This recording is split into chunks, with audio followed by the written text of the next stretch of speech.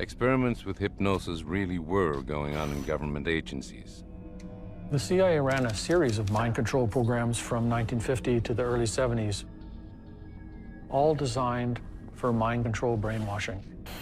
I told you, I have these visions. I don't know where they come from. Maybe it has something to do with my implant. Excuse me? They put an implant in my head. I always thought they were sending me signals. To whom are you referring? You know, them, the secret government, the New World Order, black helicopters, underground bases. Don't you guys read the How paper? to influence, control somebody's perception, behavior. The phrase Manchurian Candidate came from the title of a book in which American POWs in Korea were captured and tortured by Chinese, and one of them was made into this programmed assassin without his knowledge. Alexis left a Middletown hotel, went to a Navy base hotel, but still heard the voices. He escaped to a third hotel, the Marriott, but the voices continued.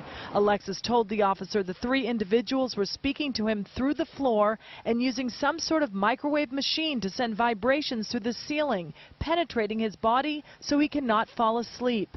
A Newport police sergeant contacted Naval Station Police, which said it would follow up and determine if Alexis was a naval base contractor. Hundreds of people in the valley say they are hearing voices in their heads. And those voices are being transmitted by microwave or other methods. Well, several viewers asked us to investigate what they call electronic harassment. KMIR 6's Angela Monroe joins us now with what she's discovered. Angela.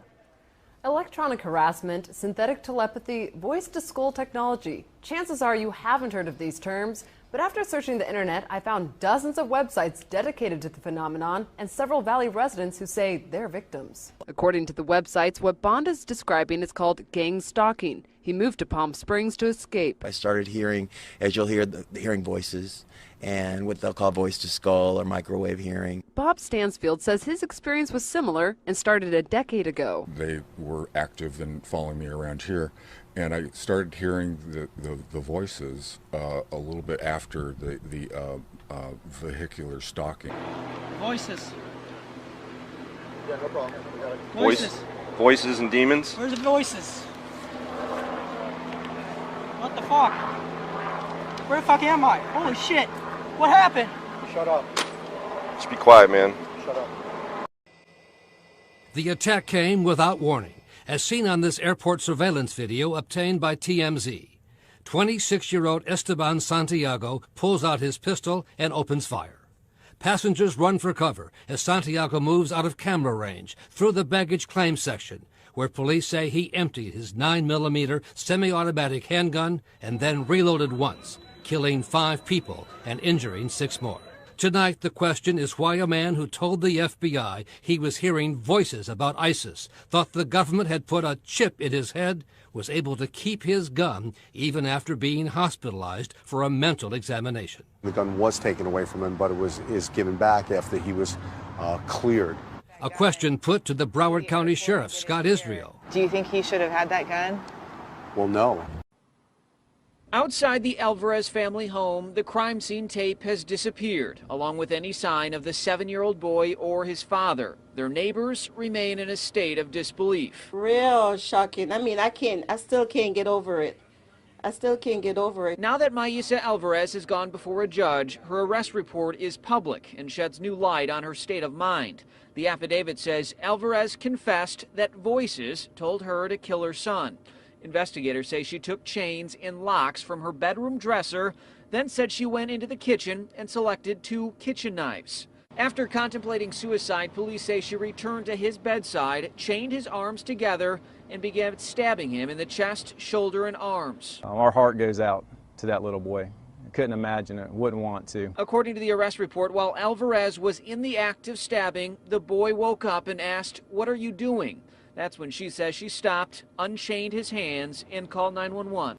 Calling himself a good person who heard voices in his head, accused killer and confessed serial killer Daniel Drayton, seen here being taken into custody last week in North Hollywood, spoke from the Men's Central Jail in downtown Los Angeles with the New York Daily News, an interview in which he admitted to killing New York nurse Samantha Stewart.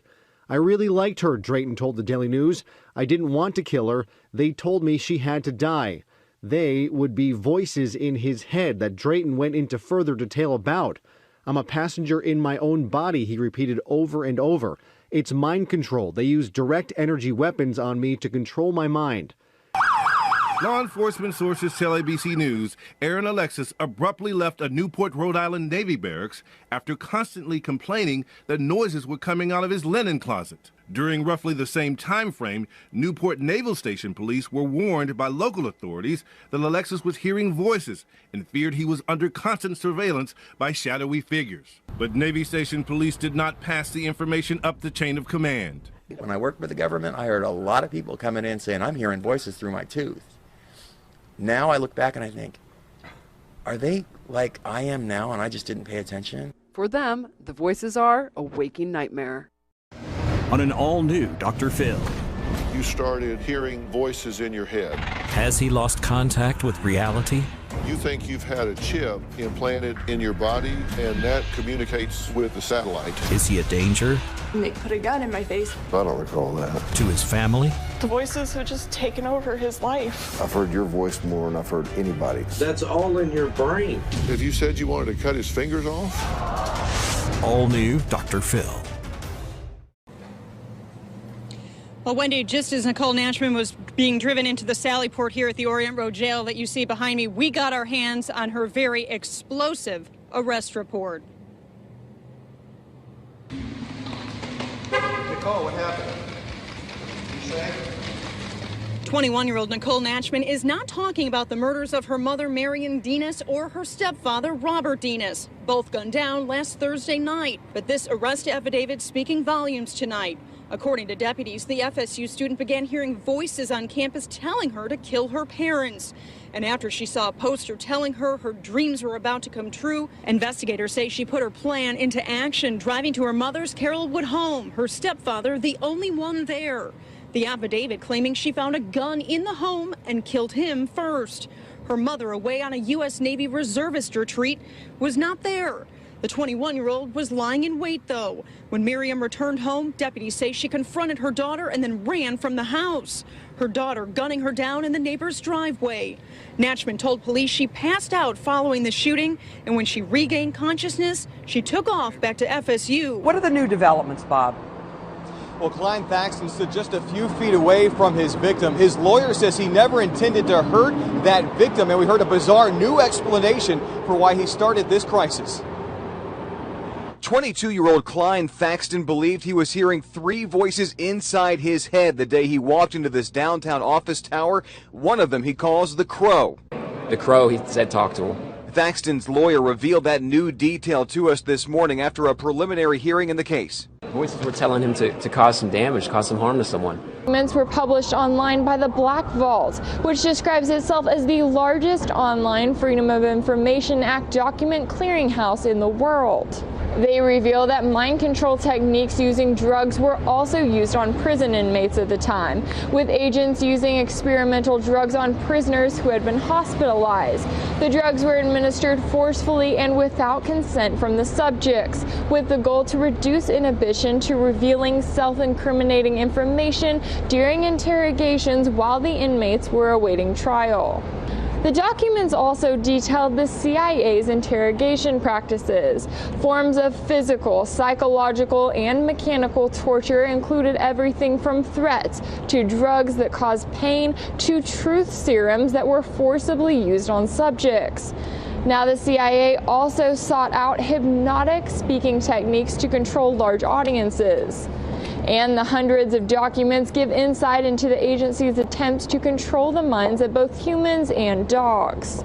Now, while it isn't clear if the CIA is still using the same mind control techniques today, these documents do give insight into a world that was hidden from the public for more than 60 years. The shooter has been identified as 31-year-old Myron May, a 2005 FSU graduate who until last month was employed by the district attorney's office in Las Cruces, New Mexico. May's fraternity brother described him as a well-respected member of the community. Wouldn't really do anything to harm anyone.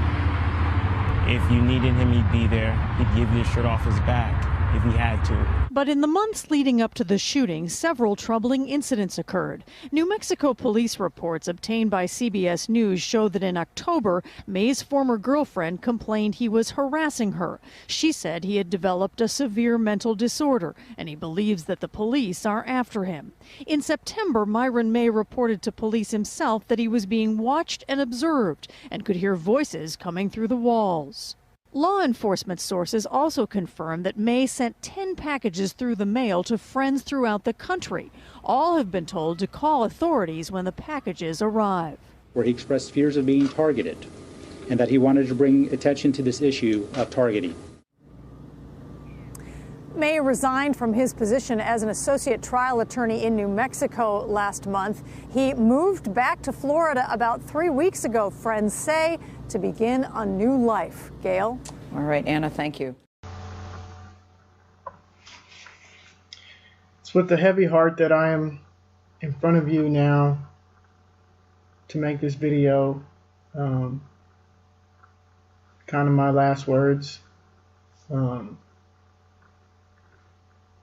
It's really unfortunate that I have to make this video. You see, I am a victim of covert harassment and electronic harassment and gang stalking. I'm what's called a targeted individual.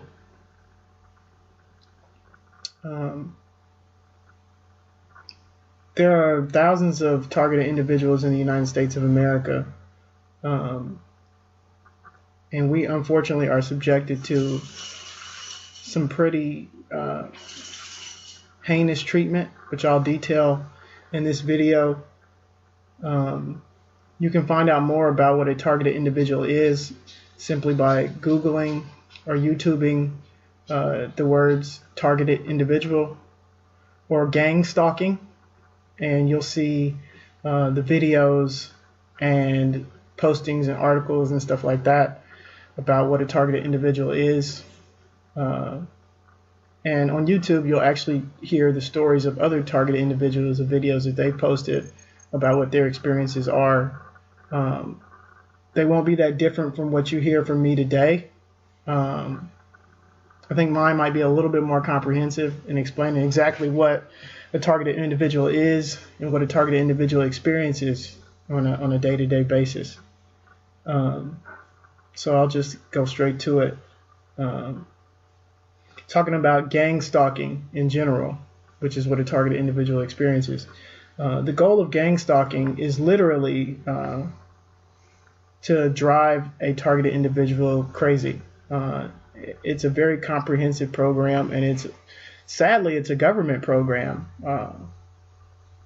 Its roots are in programs known as MK Ultra and COINTELPRO, which should have been eliminated, but unfortunately they are still around. They're not only still around, but they're actually far more comprehensive and more detailed than they were even when those programs were popular. But like I said, the goal is literally to isolate the person, make them destitute and financially unstable to the point where they can't take care of themselves. Many targeted individuals live in homeless shelters and on the street. And they employ various tactics to accomplish their goal of destroying targeted individuals. The most common experience that you'll hear is, and why the term gang stalking comes about, is because they'll have people follow you around. Whenever you go into public places, like if you're driving on the street, people in cars will follow you around, and they make themselves very known that they're there and they are present and they are looking at you. If you go any public place, like going shopping or anything like that, they'll follow you around the stores. And as sick as this may sound, I've even had stalkers follow me into church while I was in Las Cruces and in Houston. I've had stalkers follow me into church to harass me.